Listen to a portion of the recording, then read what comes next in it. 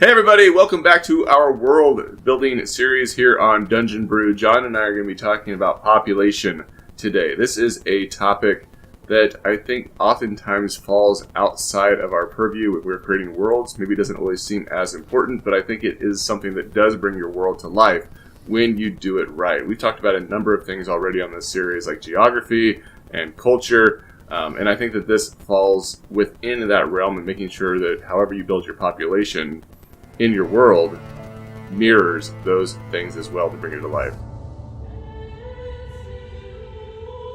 Are you looking for a new grim, dark steampunk setting to introduce to your players? Well, Dungeon Brew has created a campaign setting manual called Thegum, and it is now available for your support on BackerKit. It has new rules for magic disruption in regions. There are rules to create your own corrupted gods to introduce to your players. There are new rules for mechanics in regards to the firearms for the new steampunk weapons that are being introduced, and there is new magic, new species, new subclasses, new factions, and so much more that's being included in this manual. You can go download a PDF sample on the BackerKit and see what all we have put into it, but right now, we need your dice at our table, so head on over. We'll see you there. Jonathan, how do you think about population when you're creating a world? Is it something that it comes up naturally, or is it something that you just kind of like interweave as you're building?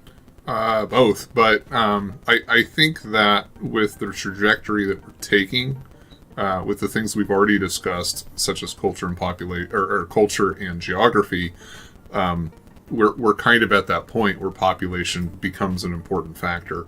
And there are other things later on that are going to that we're going to talk about that are also going to inform population. But as we talked about, like, this is kind of a give and take, a back and forth. All of these things interweave very tightly, and you can't talk about one without talking about the other. However, we have already talked about geography. So when we talked about geography, we talked about where population centers are going to be located, where capitals and that type of thing are going to be. So we've already kind of picked those locations. And we also talked about a little bit about how population centers are going to reflect the terrain. So if you're in a coastal region, if you're on a river, you're going to have, that's where people are going to congregate at, most likely. And then when we talk about culture, that's something that also informs population, because certain cultures value growth and just numbers in certain ways that other cultures don't. So one of the big things that kind of helped Christian populations grow was the notion of be fruitful and multiply, and that's something that encouraged population growth in a lot of European regions, right? So it was a very big deal that you have as many children as possible, because you wanted to fill the world up with more Christians or more children or whatever. But that notion is something that did increase population for that specific religion. And religion also plays into culture, but again, we're going to talk about that later. Go ahead. No, I agree with you. I think that it's a belief system that is intertwined within the culture that serves a particular purpose. And right. This is something that I think about in regards to population, is how belief systems impact that population. So this idea, be fruitful and multiply, why was that such a leading belief system within the Christian civilizations that were being built? Well, because having more people offered you more protection. It gave you more strength. It allowed you to defend against those that may come in and take your resources or overwhelm your city or overthrow your government or even impact your religion in such a way that people are no longer than what's the word I'm looking for? No longer wanting to believe it and are then converting to another religion or something along those lines. So for me, like, that idea serves the concept of protection, which is a very it's a clever way of serving that purpose. I'm going to say one thing, and then I do want you to get back into the protection thing. The conversation we had on culture, that idea of sameness versus otherness, that is what is being represented here. In the idea that there's more of us than there are of them, there's more people who we can connect with than are different from us. But I do want you to get into the protection aspect of that, so I'm going to push it back on you again. No, it's a really good. That's a good thought, and this is just how this one particular idea you brought up serves that need of protection when you're thinking about building population centers in your world and thinking about how they develop. Because larger cities typically have, your garrison, and they have a city guard, and they have maybe even a military that's stationed there that's larger, or a king's guard that's stationed there, and so civilians have this sense of being safe within those city walls, and the population grows larger and larger and larger because of that sense of protection. Outside of those that maybe live on the outskirts and villages that are going to be smaller, because that doesn't serve the same purpose for them. So when I'm creating population centers, that's just one of the concepts that comes to me about how does protection bring people into this place and then impact that population overall within that settlement. Right. So I'm going to touch back on culture a little bit in regard to population, because I did have a couple of other thoughts. And Sure. It is other cultural aspects that inform population. The idea of what is important to the specific culture itself, like this population. Is it important that they're productive? Because if productivity is important, then that allows for more supplies. More supplies means that there's more stability in the region. Is the children are our future type of culture? Is that important? Because if the children are their future, then they're going to invest more in the children, which means that they may have fewer children because they try and put more effort into rearing children, or they may have more children because they want to make sure that the children have that there are more of them available in order to ensure that their culture doesn't die off or something like that. Mm-hmm. So think about those things when thinking about population, because there are a number of phrases in catechism. Man, my brain is just all over the place. There are a number of ideas like this that are represented in our culture, and by our culture I mean the real world cultures, which are reflective of why populations are the way that they are.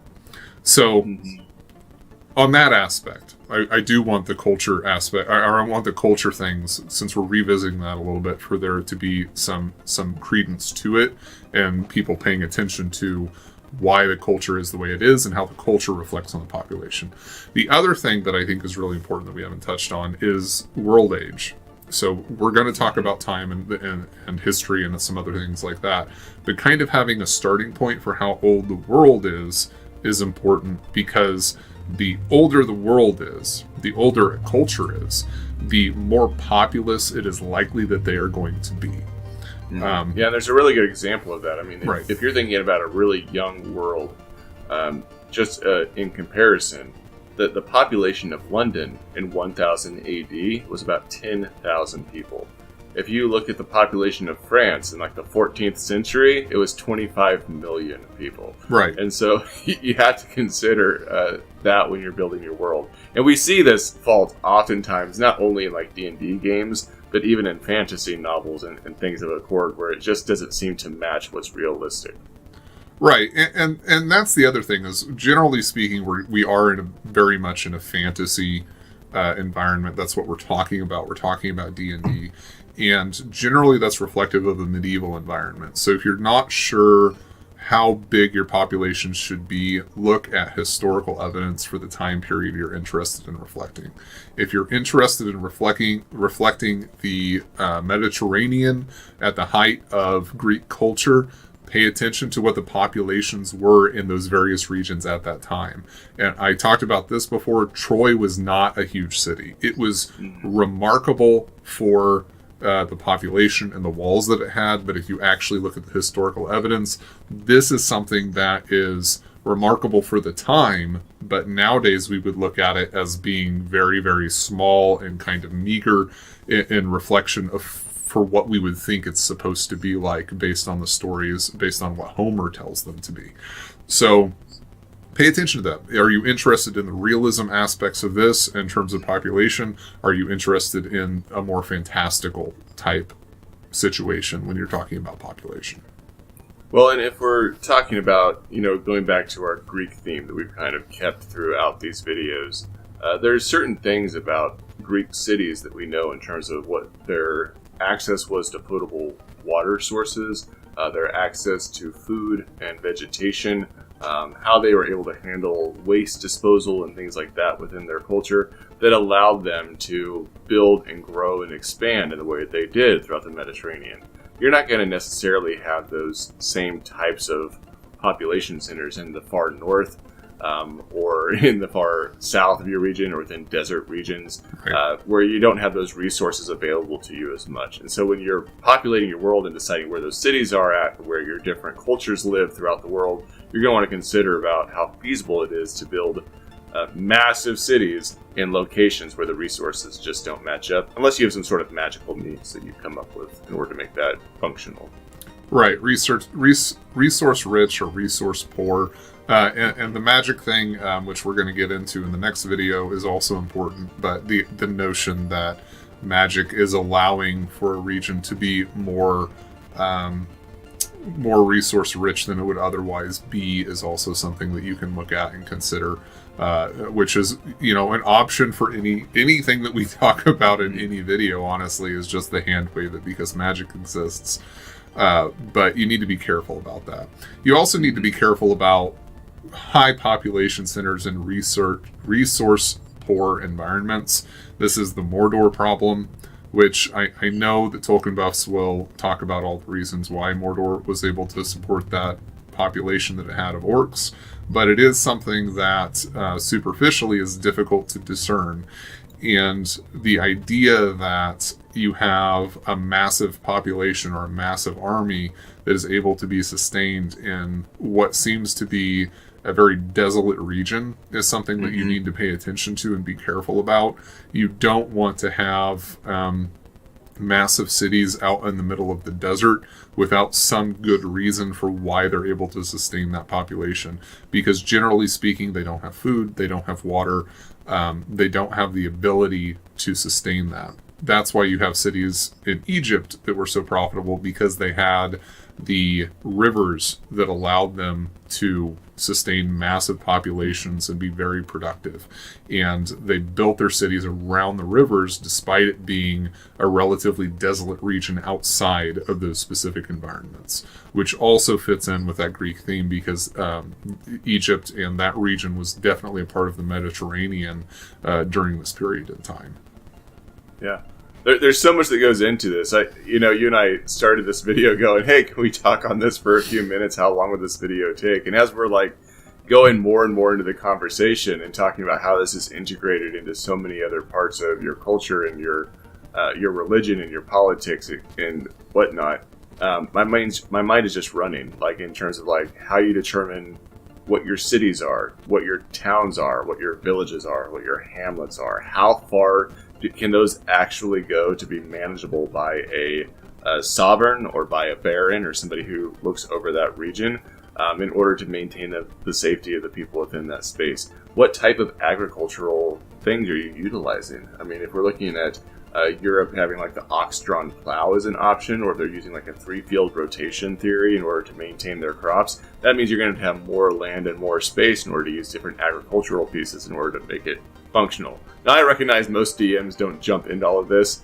I've seen you do this, John, because you love that detailed piece that just really brings the world to life. But for me, as you're able to explore this and really make those interlocking pieces of all these elements we're talking about in world building and bringing them together, it makes it so exciting for your characters because it feels like they're actually walking through history and the whole world, from the land they're walking on to the monsters they're fighting to the governments they're interacting with. It just brings it to life for them, and it makes it tons of fun. Right, which is definitely a support of think about the reasons why things are the way that they are. And this is true of everything we're talking about throughout these videos, not just population. But think about the reasons for why things are the way they are, because handwave, because magic is something you can do, but it definitely feels less authentic and less meaningful in the game itself, or in the world itself, than paying attention to the minute details and sprinkling those in, even if you don't get into every single detail. at least having a sprinkling of those throughout your building process allows the world to feel more real. Yeah. I don't know that I have anything else to add. It just, kudos to those of you that are out there running games and that you've considered this as something to weigh and measure and incorporate into your world building, because I think that it does escape a lot of our minds when we're creating worlds. And so kudos if you've considered this and how you're going to incorporate it into your world building. Dungeon Brew.